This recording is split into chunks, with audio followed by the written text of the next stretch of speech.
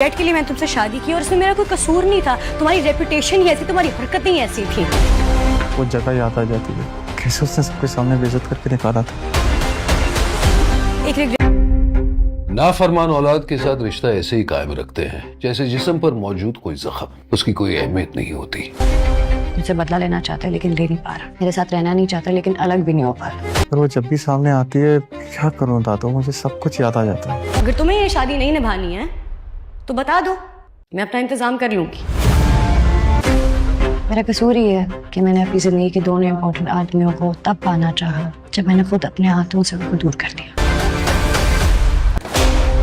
ऐसा नहीं है कि मैं कोशिश नहीं करना चाहता हूँ। कामयार की दादी को तो इस बात का अंदाज़ा ही नहीं था कि डॉक्टर इरफान आयरा पर कितना ज़्यादा गुस्सा हो चुके हैं, और इस बात का अंदाज़ा उन्हें तब लगता है जैसे ही वो उनके सामने आयरा की इतनी ज़्यादा इंसल्ट करते हैं और वो आयरा से यही बात कहते हैं, तुम तो एक नासूर की तरह हो, मैं तुम्हारी शक्ल भी नहीं देखना चाहता। और वो आयरा की बहुत ज़्यादा इंसल्ट करते हैं। आयरा बहुत ज़्यादा परेशान होती है और वो रो भी रही होती है, और आयरा का कोई भी कसूर नहीं होता। और कामयार की दादी जैसे ही घर वापस आती है तो वो कामयार को समझाने की कोशिश करती है कि तुम्हें आयरा के साथ अपना रवैया बिल्कुल ठीक रखना चाहिए। तुम्हारी वजह से आयरा ने इतनी बड़ी कुर्बानी दी है और उसके बाप ने भी उसकी इतनी ज़्यादा इंसल्ट भी की है। तो कामयार अपनी दादी को यही बात कहता है, मैं दादी अपने आप पर कंट्रोल नहीं कर पा रहा। मैं जब भी आयरा को देखता हूँ तो मुझे वो सारी बातें याद आ जाती हैं, और कैसे उसने मेरा एतबार नहीं किया था और धक्के मार कर मुझे सबके सामने वहाँ से निकाल दिया था। इसी वजह से मैं आयरा को माफ़ नहीं कर पा रहा। तो कामयार की दादी उससे यही बात कहती है, तुम्हारे लिए आयरा ने अब सबको छोड़ दिया है और अब भी तुम आयरा के साथ वैसा ही कर रहे हो, तो तुम आयरा के साथ बहुत नाइंसाफ़ी कर रहे हो।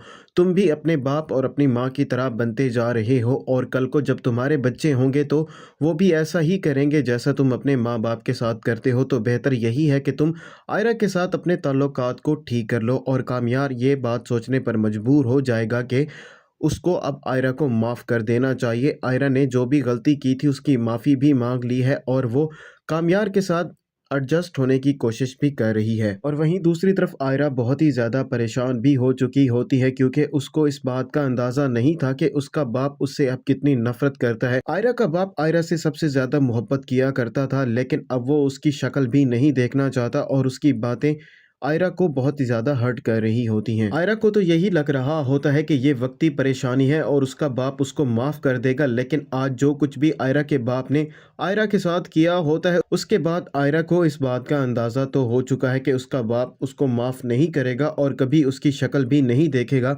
जैसा आयरा के बाप ने उससे पहले ही कहा था कि मैं आज के बाद तुम्हारी शक्ल भी नहीं देखूंगा, और तुम ना मेरी बेटी हो ना मैं तुम्हारा बाप हूँ।